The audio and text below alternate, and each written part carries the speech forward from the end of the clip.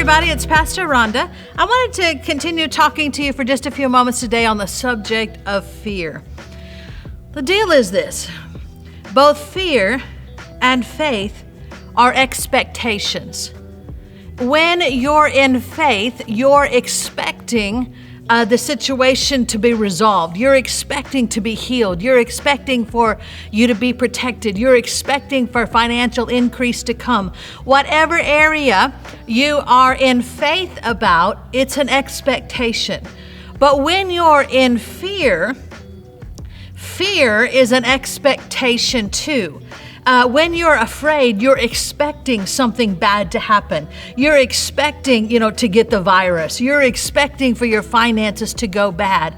Fear and faith are both expectations. And I'll say this, fear and faith are both like magnets. They draw things to you. What do you want drawn to you?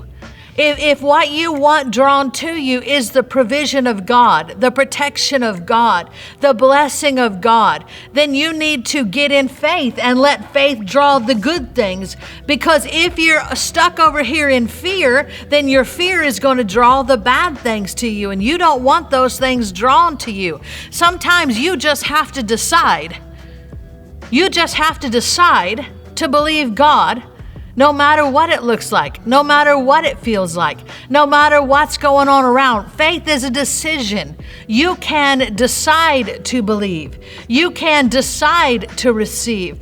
And whether you're yielding to faith or you're yielding to fear, both will draw to you the object of what you're in faith for or what you're in fear about.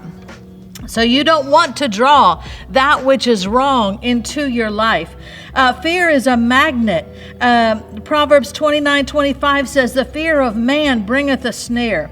Job 3:25 says, "That thing which I greatly feared is come upon me."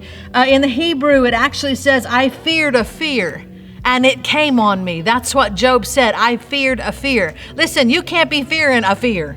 There should be no room in your life for fear right now. You're going to have to intentionally decide not to give place to it. Romans 10:17. Let's go there. Romans 10:17.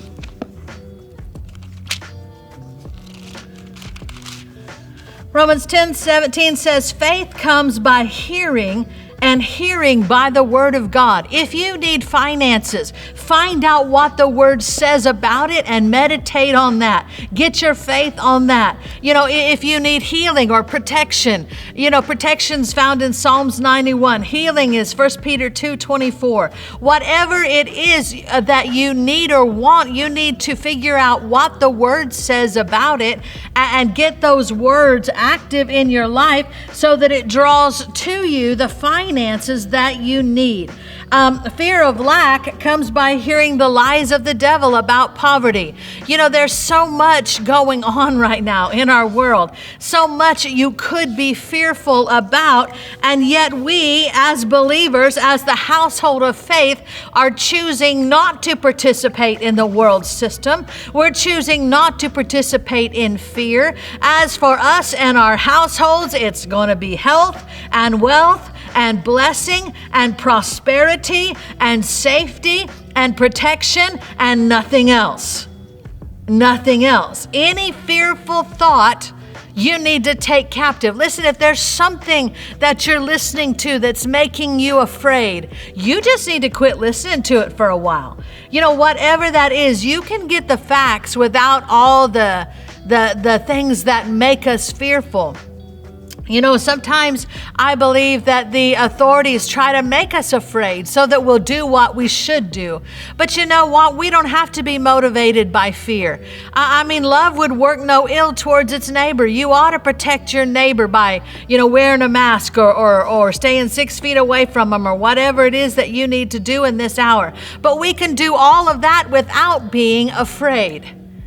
You can do all of that without being afraid. Listen, you have insurance. That doesn't mean you're afraid of getting sick or you're afraid you're going to die, so you can't have life insurance, because life insurance means you're afraid. No, I have no fear of death, and yet I have life insurance so that, if the devil does manage to get an advantage over me, and I don't believe he will ever, but if he does, my family's taken care of. My point is, you can take precautions, you can do things without allowing that spirit of fear.